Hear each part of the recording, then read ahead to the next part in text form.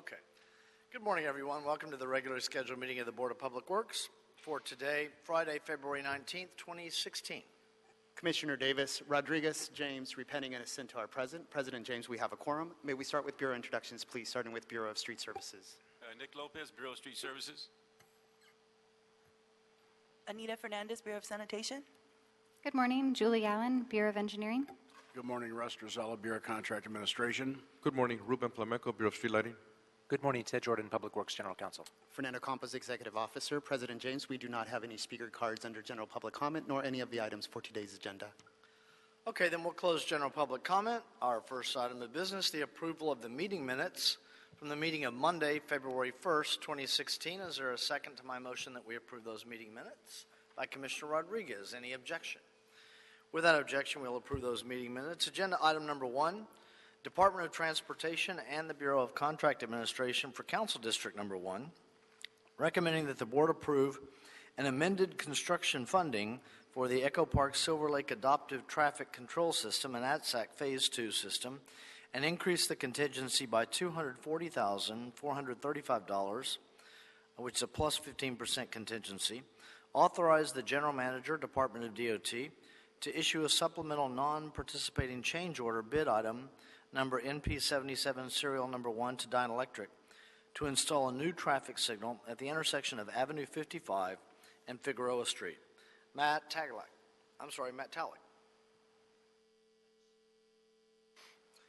Good morning, sir. Good morning, Mr. President, members, commissioners, and members of the board. Avenue 55 in Figueroa is an intersection up in the Highland Park area, and the intersection has a high occurrence of pedestrian and bicyclist collision with vehicles. From 2013 to about 2015, there's been a total of 6 pedestrian and bicyclist collision, resulting in 3 pedestrian and 2 bicyclists injured and 1 pedestrian fatality. There's been a motion from the, originally this intersection was identified as a part of the Highway Safety Improvement Program to install this rectangular rapid flashing beacon. However, upon further study by the Department of Transportation, it's warranted to be installed a full-blown traffic signal intersection. It's a jog intersection up in the Highland Park area. In order to expedite the process of building the intersection, we've been asked to add it to one of our ATSAC project, the Echo Park Silver Lake ATCS, as a supplemental change order to Dyne Electric. By doing this process, it expedites the process of getting the project built, because the process of the bidding process takes a little bit of a time. So we ask that the board approves the installation of this traffic signal at Avenue 55 in Figueroa. So it's an upgrade to a traffic signal because of the safety issues in the area. I'm sorry? It's an upgrade to a traffic signal because of the safety issues in the area. Actually, it's an upgrade. There's no traffic signal there now. There's a crosswalk, right? And we were going to upgrade with a rapid flashing beacon, but we decided, but upon further study, it warrants that a signal. A full-blown traffic signal actually is warranted to do that. It's a jog intersection, so it is. I think it's a very good idea to, as the warrant showed, that a full-blown traffic signal would be appropriate at that intersection. Okay, thank you. Any questions for Mr. Telick? Commissioner Rodriguez has made a motion that we adopt agenda item number 1. Seconded by Commissioner Davis. Any objection? Without objection, we'll adopt agenda item number 1. Any problem sending it forthwith? We'll send number 1 forthwith. Thank you, sir. Have a nice weekend. Thank you. Agenda item number 2, Bureau of Engineering for Council District 11, recommending the board authorize an increase in the construction budget for the Washington Boulevard at Venice Canal Culverts Rehabilitation Project from $520,000 to a not-to-exceed amount of $645,000. Nadir Shah. Good morning, Mr. Shah. Nadir Shah, Bureau of Engineering, Street Improvement and Stormwater Division. This emergency project will be undertaken in the Venus area of Council District 11. The project will rehabilitate existing 36-inch diameter deteriorated culverts under Washington Boulevard. In June 2015, the board authorized the advertisement and award of the project through the emergency on-call list with the construction budget of $520,000. 7 bids were received on July 28, 2015, ranging from $534,000 to $948,000. The main reason for the higher bid result was the project is located in an environmentally sensitive area, and a unique lining approach, a spiral wound liner, will be used on this project. In December 2015, the City Council approved an additional amount of $125,000 for the project through fiscal year 2015-16 first construction projects report. It is our recommendation that the construction budget for this project be increased from $520,000 to not to exceed amount of $645,000. Commissioner Cinto? Thank you. Nadir, hi. Can you please explain a little bit of the rationale, the use of the spiral round lining and what it will do versus a regular lining? Yeah, regular lining is cured in place pipe CIPP, which is done on number of existing sewer projects and storm drain projects. The other most widely used is a slip lining where a bigger pipe is installed. In this case of a spiral wound liner, there's a specialized machine where the new pipe is installed inside the existing storm drain, and it is wound spirally. So it's a minimum impact, and based on the constraint of this site, this was the most suitable method of construction. But then it resulted in higher cost as well. And that's the justification. Okay, thank you. Mr. Executive Officer, you stepped away from your microphone. I have a question for you. I'm sorry.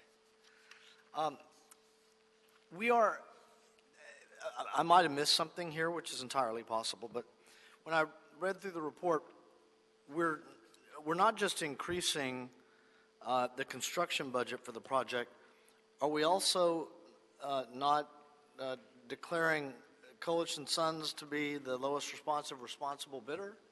Yes. Should the agenda description have included that, or not?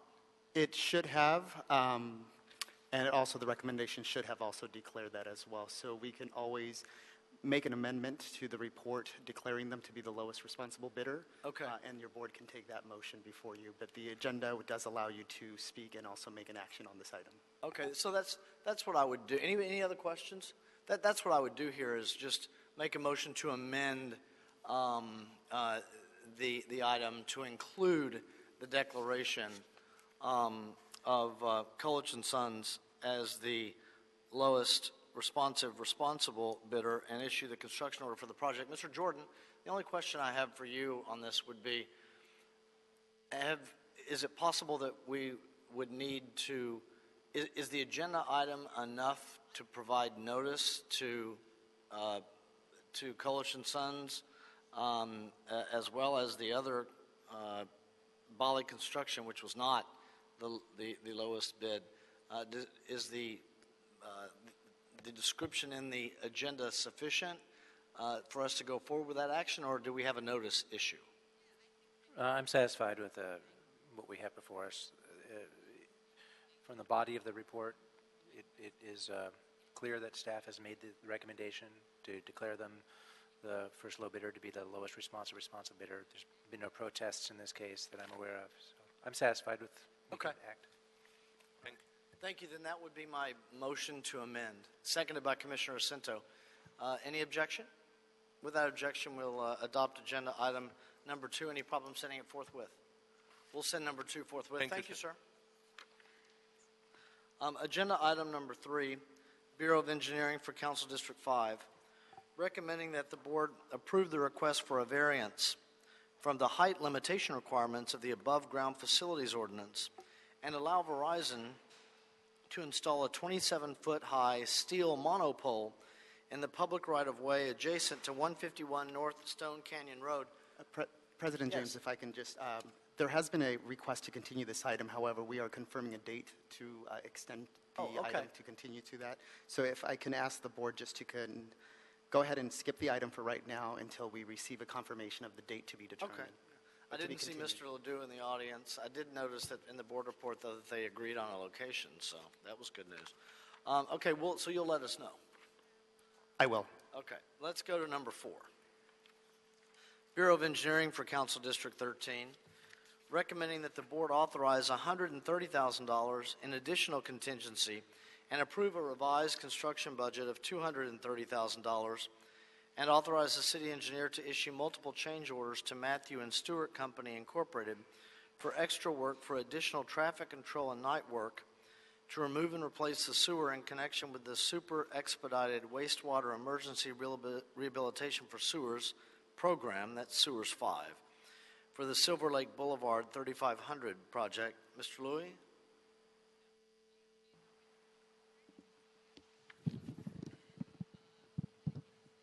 Good morning. My name is Richard Louie, and I am the construction manager for the Sewers 5 program. To begin, let me give a little background. The Sewers 5 contract is a unit price contract which is intended for the urgent repair of sewers, and work is issued to each of the 2 pre-qualified contractors as sewers are identified by sanitation as requiring repair. For each construction order, the engineer selects the contractor with the lowest QTO, quantity takeoff, and this is based on the unit prices submitted by the contractors during their statement of qualifications.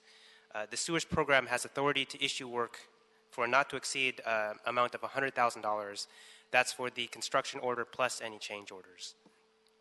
So on October 16th, 2015, the Silver Lake Boulevard 3500 construction order was issued to Matthew and Stewart Company. The scope of the work is to abandon the existing sewer line and realign 303 feet of 12-inch sewer pipe. During a pre-construction visit, it was determined that the contractor would need to close multiple lanes because the downstream maintenance hole is located in the middle of a 5-way intersection. There is high vehicular traffic in this intersection. Therefore, it was decided to perform the work during the nighttime hours in order to minimize the impact of the traffic as well as to minimize the impact of the surrounding community. Additionally, the contractor contacted LADOT and was required by LADOT to submit a site-specific traffic control plan. And these site-specific traffic control plans are outside of the scope of your Sewers 5 bid items. So change order number 1 is required to compensate the contractor to develop and implement this site-specific traffic control plan, as well as to compensate for performing the work during the nighttime hours. Additional change orders may also be needed to address unforeseen conditions that may be encountered during the construction work.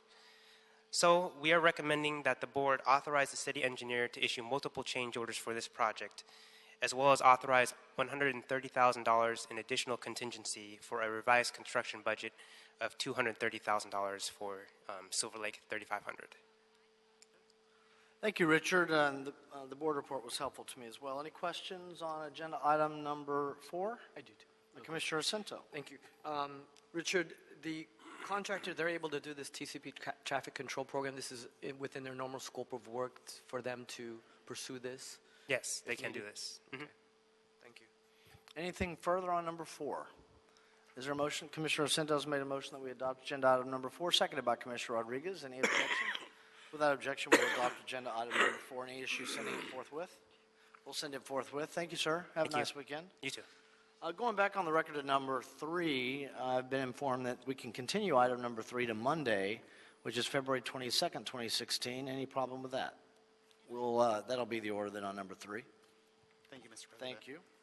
Agenda item number 5, Bureau of Sanitation requesting the mayor and the city council approve and execute the 9th amended joint powers agreement to contract with the Southern California Coastal Water Research Project at Mostajuri. Good morning, sir. Good morning, Mr. President, Commissioners, Bureau Representatives, Mr. Jordan, Mr. Executive Officer. My name is Master Jerry, and I'm with the Bureau of Sanitation. I'm here to request approval for SQUIRP's JPA. That's the Southern California Coastal Water Research Project's Joint Powers Agreement. That includes a $425,000 annual contribution beginning, fiscal year 17-18, and then increase of $25,000 every year until the fourth and final year of the ninth JPA, which is fiscal year 2021. It'll cap out at $500,000 for that year. And I know that's a lot of money, but I'll explain the benefits of the JPA. I do want to note that our contributions to SQUIRP have been steady all the way through the seventh JPA at $400,000 and the current JPA, which is the eighth JPA. So for 8 years, it will be steady, or it has been steady at $400,000. And that was actually at my request as an alternate commissioner because of the Great Recession. So they complied with that, and all the other joint power agencies were in agreement. Moss, real quick on the contributions from the other board member agencies, are they how are they calculated? Are they the same as ours? Are they calculated in different ways? How are those calculated? That's a very good question. There are 4 major signatories: the City of Los Angeles, LA County Sanitation Districts, Orange County Sanitation Districts, and our counterparts in the City of San Diego. And we're the original groups that created the JPA in 1969. And so our contributions will be the 425 all the way to 500. A few years ago, we got the stormwater agencies, the county-wide stormwater agencies, as members on the governing board. And they're considered associate members, so their payment is less. It's actually a quarter of the signatories' contributions, but their vote is only one vote on the board. Okay. So they each get a quarter vote, essentially. Okay, go ahead, thank you. Okay. The composition, well, I just mentioned that the JPA was formed in 1969 with 4 major signatories.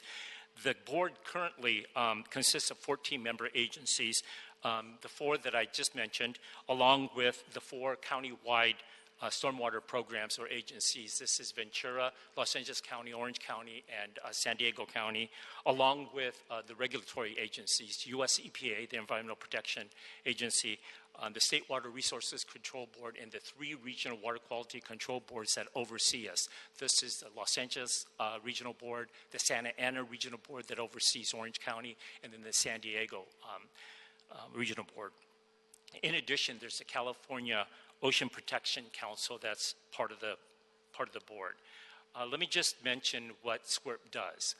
First, their mission statement is to provide scientific research and the scientific foundation for effective and meaningful environmental management decisions. And they do this by conducting research on the sources, transport, and fate of pollutants in our watershed and along our coastal environment. The initial focus when we formed the JPA was primarily on the effluent from the treatment plants and their effect on the receiving water, Santa Monica Bay, Los Angeles Harbor, the Palos Verdes coastline, and the Orange County and San Diego coastline. Since then, several years back, I want to say about 12 to 16 years ago, they started to do research on stormwater and runoff along with watersheds, and then started getting into research in the Los Angeles River, in the estuaries like Ballona Creek, etc. In this 9th JPA, the City of Los Angeles actually requested, and the other member agencies agreed, that SQUIRP should conduct research on reclaimed water, because that's a high priority item, as well as eco-hydrology. I'll explain that in a minute very briefly. I want to get into the benefits or the justification for participating with SQUIRP, because I'm sure you're interested in that. They assist us with MPDS permit monitoring requirements. One of the most important things they did is that in about 1992, they developed a model marine monitoring program. If they were going to go out and monitor the receiving waters, for example, in Santa Monica Bay or PV Shelf or Orange County, what would that monitoring program look like? The water quality and effluent plume tracking, the trawled fish and larger invertebrate tracking, the biological community, the small little animals that live in the mud, the pollutants in the tissues of fish, seafood, and then the amount of chemicals or pollutants in the sediment. So they designed this monitoring program. At that time, I compared our monitoring program that was in place at that time with the monitoring program, and I realized we were really going way beyond what SQUIRT was recommending. So I approached the regional board and asked for a reduction in our monitoring program, and it was reduced by 50% in 1994. That's a savings of, this is $1994 now of $500,000 a year. That's how much we save for our LA Harbor monitoring and our Santa Monica Bay monitoring. So essentially, you could look at it at that our contributions are being paid for the savings every year. They also plan and coordinate a huge monitoring program called the Southern California Bight Regional Monitoring Program. A bight is, it looks like someone took a bite of our coastline. It's an indentation of our coastline. And if you look at a map of Southern California from Point Conception all the way down to Punta Colnet in Mexico, there's an indentation in our coastline. So it's from that point, and we don't go down into Mexico. We stop at the U.S.-Mexico border, but we monitor that entire area. It involves like 70 different monitoring agencies, and they coordinate and plan that entire project. This is an MPDS requirement for Hyperion and Terminal Island, and they produce all the reports and everything of all the surveys that we participate in. They also conduct research to provide the science to support TMDL development, the total maximum daily load that we're required to do by US EPA and the regional board, so that whatever waste load allocation or load allocation we have is scientifically based, it's reasonable, and very importantly, it's achievable. They also develop they help us in developing and conducting permit required special studies. I won't go into the specifics of that, but one area that they really help out the environment on is they do research on emerging issues. And the examples are contaminants of emerging concerns. I think you know what that is, but it's an umbrella that has what we call PPCPs. They're pharmaceuticals and ingredients in personal care products. So they look at acetaminophen, ibuprofen. They look at 17-beta-estradiol, which is the active ingredient in birth control pills. And we're looking to see if it's in our effluent, if it's in the receiving water, if it's in the mud by our outfalls, and if it's in the animals. And so they've conducted research on flatfish there. It looks like some of the male fish are becoming, they're getting some female characteristics, actually, some ovarian tissue and testes that shouldn't be there. The male fish have a biochemical called vitellogenin. It's an egg-producing protein that's in the blood of male fish. Of course, it should be in the female fish, but not in the male fish. So something is obviously wrong. So they're doing research on that. They're doing research on harmful algal blooms. There are algal species that produce biotoxins that are harmful to marine organisms, and our nutrients that we put out there. I'm sorry, I just had to stop you with that because I'm just thinking, like, they're just getting better. I'm sorry? Sorry. So, yeah, they're doing research on harmful algal blooms, climate change, and ocean acidification. Ocean acidification is very important because it prevents marine organisms that form shells, like oysters and abalone, from hardening their shells. And so that's a real concern to oyster and abalone farmers. They're working on a suitcase rapid microbial method. Now, you probably want to know what that is. Right now, we do a culture-based method for bacteria, the fecal indicator bacteria along our beaches, but it takes 24 hours to get the results because you have to incubate them. So what we do is collect the sample, we set the sample, we have to incubate them at a specific temperature in these scientific incubators, and we have to wait 24 hours until they grow to a point where we can actually get results. In other words, that we can actually count them. This rapid microbial method uses a genetic method, so we can get results in 2 hours. So they're trying to develop a suitcase piece of equipment that's so easy that lifeguards could actually take samples from the beach, set it, and push a button and get a result within 2 hours. That means that we could put warnings to the public on the same day that we sample. Right now, it's 24 hours later. So we're actually telling the swimmers, you shouldn't have gone swimming yesterday. That's not very helpful. And we asked them to do research on reclaimed water and ecohydrology. Ecohydrology is really how much water is necessary for example, in the Los Angeles River, to maintain the ecosystem that's there. The reason that question is so important for us is if Donald C. Tillman and LAG and Burbank start reclaiming more and more water, we're not going to be releasing it into the LA River anymore. And 85% during dry weather of the LA River is effluent. So if we're not discharging 85% of it, then that means that the river is going to be dry during dry weather. So that means that the ecosystem is going to be harmed. So how much water do we actually need to pump back into the LA River when we start undergoing a recycling program? So they're investigating that. Just to let you know, it is a very cost-effective investment because the signatories all contribute money. The stormwater agencies contribute money. So we pool all that money. So for our $425,000 or $500,000 contribution, we essentially get about $11 to $12 million back in research. So it's a pretty good cost benefit.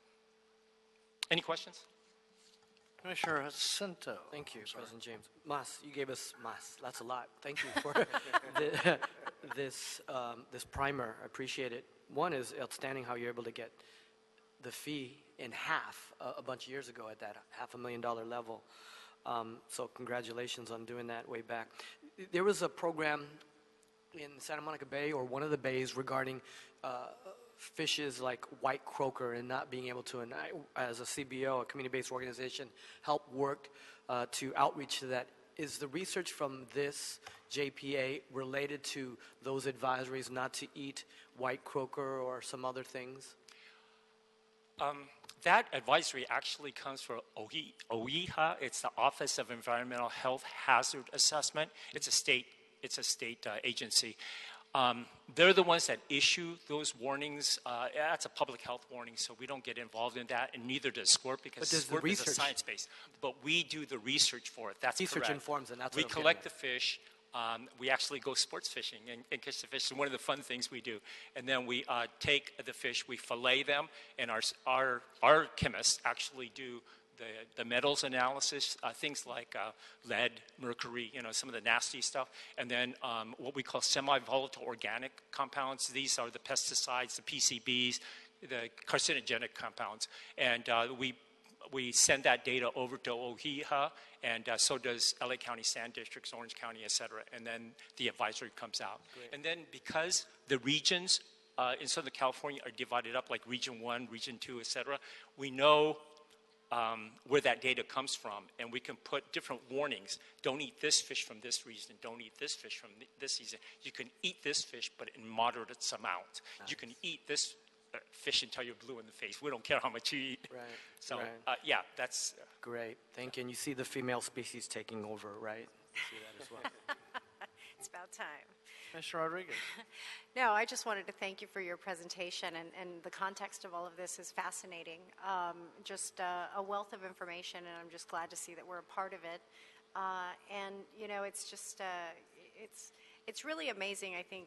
Too often we take for granted the amount of science that goes behind making sure that we have the sufficient health and safety for our residents. And so to be a stakeholder in this and a leader in this, I think is phenomenal. And so I just want to thank you for your comprehensive report.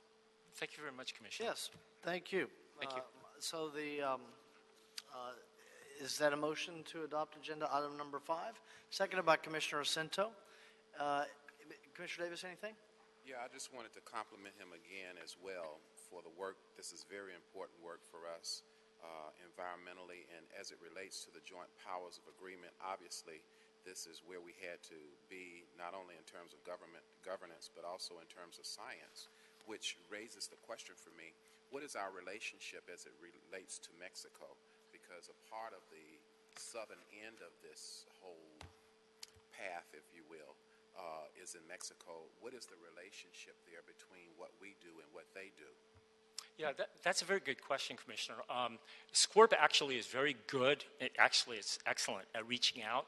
And I remember a few years ago when we had this program, this regional monitoring program is run every 5 years because it takes so long to do the actual collection, sampling, analysis, data assessment, and writing, that by the time we're done, we have to start the planning for the next one. But a few years back, I remember, probably 10 years ago now, we actually had universities from Mexico that were involved in the regional monitoring program, and we went ahead and conducted all the way down to, I'm not sure it was down to Punta Colnet, but it was pretty far down into Mexico.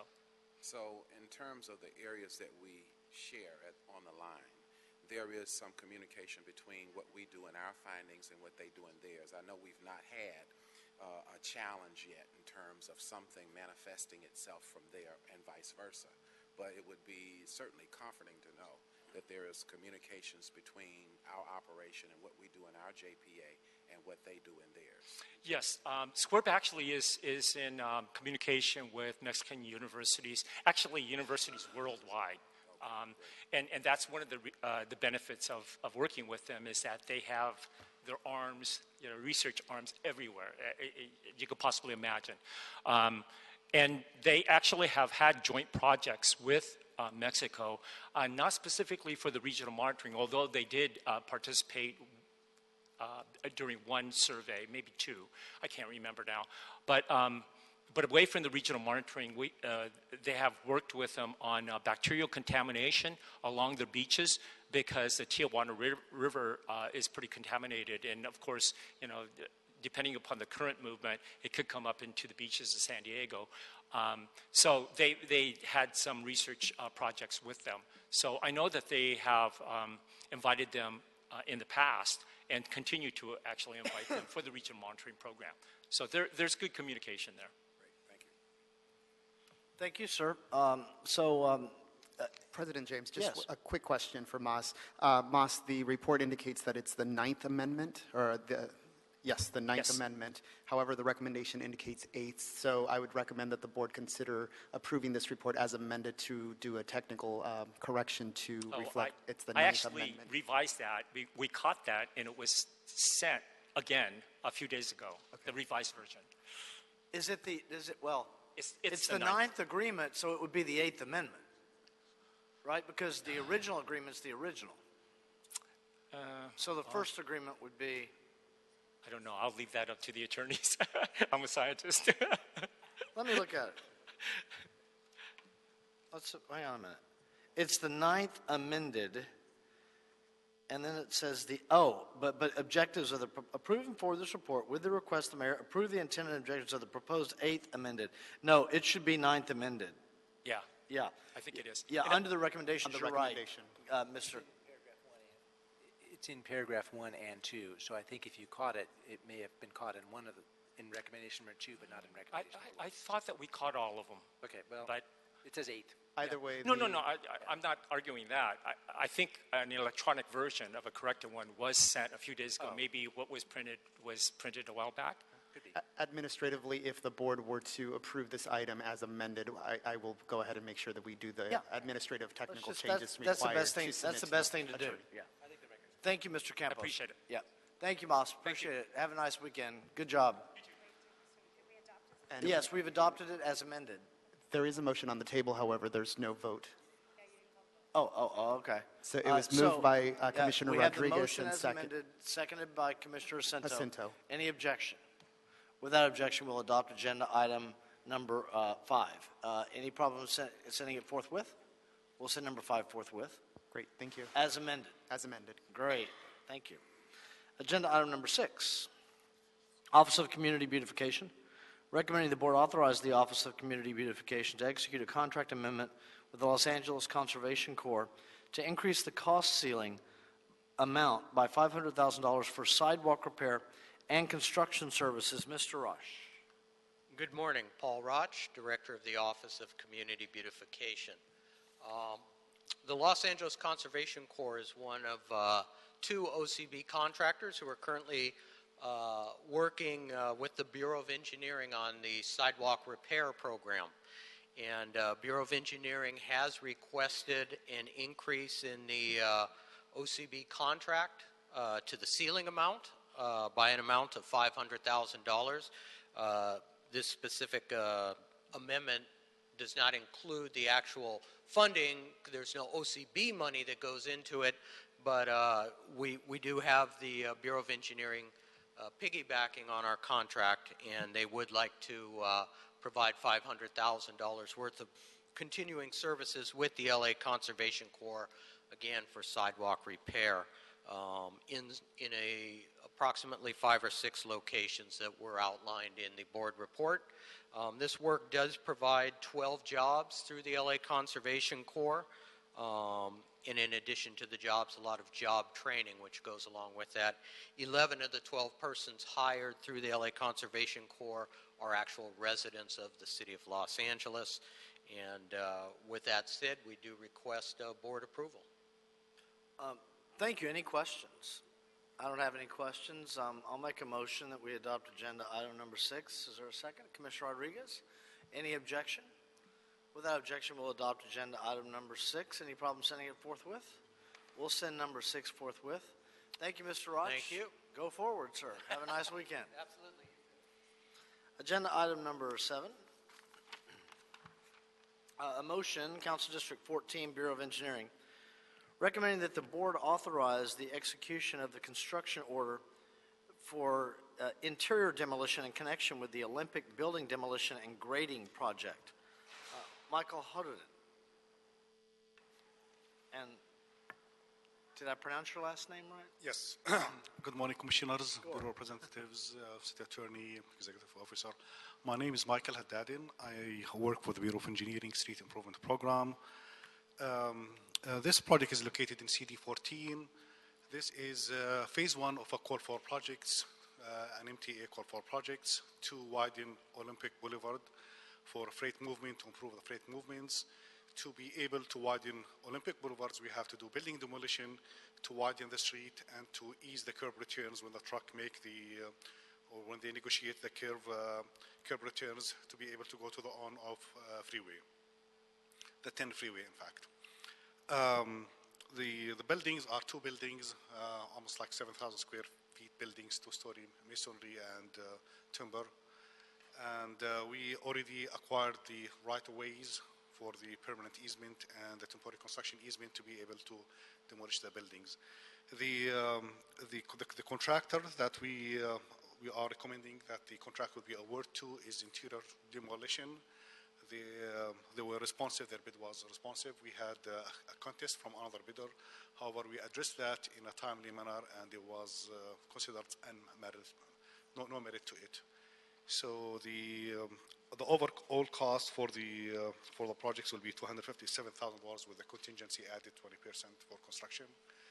And we are asking that the board will recommend the construction order and execute a separate construction order for these projects because we utilized this contractor from on-call list contractors that the list will be expiring next month in March.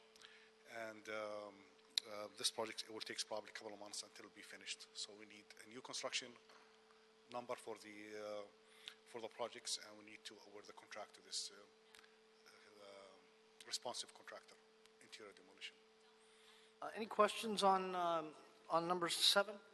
Mr. Jordan, there's reference to your confirmation of number 7. Would you just summarize that regarding the protest for the record?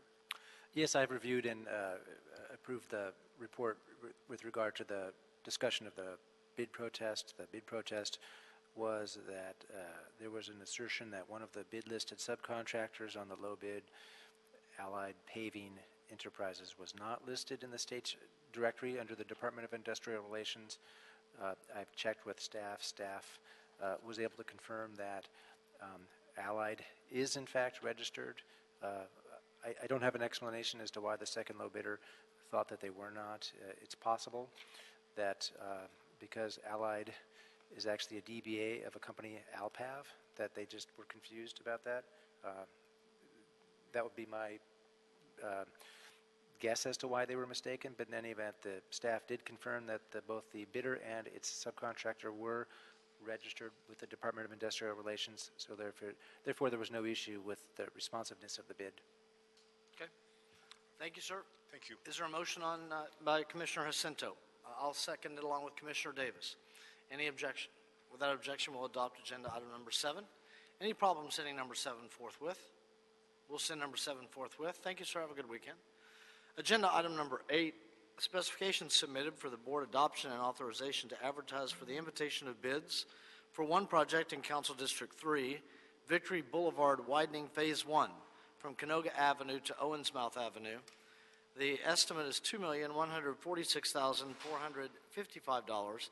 Bid receipt date of Wednesday, March 30th, 2016. Is there a second to my motion that we adopt agenda item number 8 forthwith? By Commissioner Rodriguez. Any objection? Without objection, we'll adopt agenda item number 8 forthwith. Mr. Executive Officer, have we cleared the desk? Yes, you have. Okay, any reason, anybody for management meeting? Then no management meeting today. Thank you, sir. Thank you.